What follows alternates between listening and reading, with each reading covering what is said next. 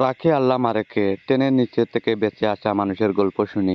এই ওরা হাতটা ছাড়া দেয়, দেওয়ার পর ওখান থেকে ঘোরাতে ঘুরতে ঘুরতে মনে করেন যে চিপার ভিতর পুরা যায়। যাওয়ার পর লোকজন বলে যে ওকে শিয়া পর, শিয়া না পড়লে বাঁচবে না। যখন আমি ঢুকাই যায় শোন আমার ঠ্যাং অলরেডি এইদিক করে ছিল, সে ঠ্যাংটা ঢুকা চলে যায় এইদিকে, মানে রেলের ভিতর কাটা পড়বেই। আল্লাহর কি বেন, আমার আল্লাহ বেন দিয়া দিছে, হট করে আমি 2 পাউডার টান দিই, জড়াইছি আমি, জোরে আমি ওখানে শিয়া পড়ছি মানে ইনকা উপরে শিয়া পড়তো, সামনে গিয়ে 2টো বগি ছিলাম। তো গাড়িটা তো গোটাগুটি রেল স্টেশনে মাথা পর্যন্ত যাইতে হবে, গেলে গিয়ে তো স্টপিক দিবে। তো ওই যতক্ষণ ওরা না গেছে ততক্ষণ পর্যন্ত আমার এই পিঠ খালি বেরিয়ে লাগছে, ট্রেনের পাউদানি বেরিয়ে লাগছে, তারপর ট্রেনের যে একটা ইয়া থাকে না, ওটার বেরিয়ে লাগছে। কত তো সেন নেই, কোনটা বেরিয়ে লাগবে, কোনটা কি হবে। আর ওরা ভিতরে দরজার বেরিয়ে দিছে, এলা গেটের দরজার বেরিয়ে দিছে।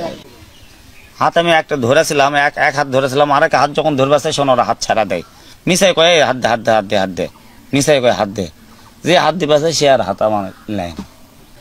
এরাই আছে 7-8 জন, এদের তো বরাবর বেশি। আর এক কথায় বলেছে যে মোবাইল চুরি করছে করে আমাকে মারপিট করবে লাগেছে, মানে চারিদিক থেকে মারপিট করে। মাস্ক পরে আছে, লাস্ট টাইম একজন মাস্ক টানা সিরা পরে সেনাটাকে আমি চিনা পেরেছে, ডরপুরে সেনা, ওই সেনাটাকে আমি চিনতে পারছি। আর আমার কাছে পেটি করে আসলো, 50,000 টাকা পেটি করে আসলো, ওই টাকাটা ওরা আমাকে কেরালে। আমি তো ওটার জন্য খুব চেষ্টা করি, ওরা আমাকে উঠতে দেয় না।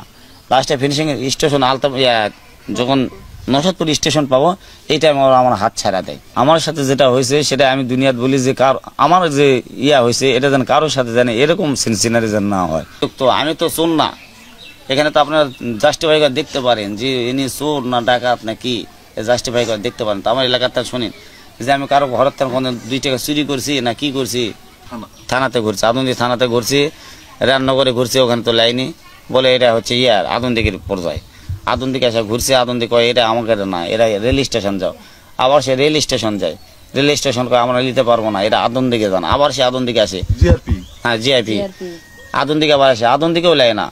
সে আবার বাধ্য করতে কালকে আমরা কোর্টত গেছিলাম, কোর্টত যা ফাইল করছি, কোর্টত মোটামুটি করছে। শান্তার জিআইপি কালকে গিয়ে মামলাটা নিছে, উনি ঘোরার পর কালকে গিয়ে মামলাটা নিছে, করছে আমরা দেখে শুনে এটা কি করা যায়, তারপর আমরা মামলা নিব, সমস্যা।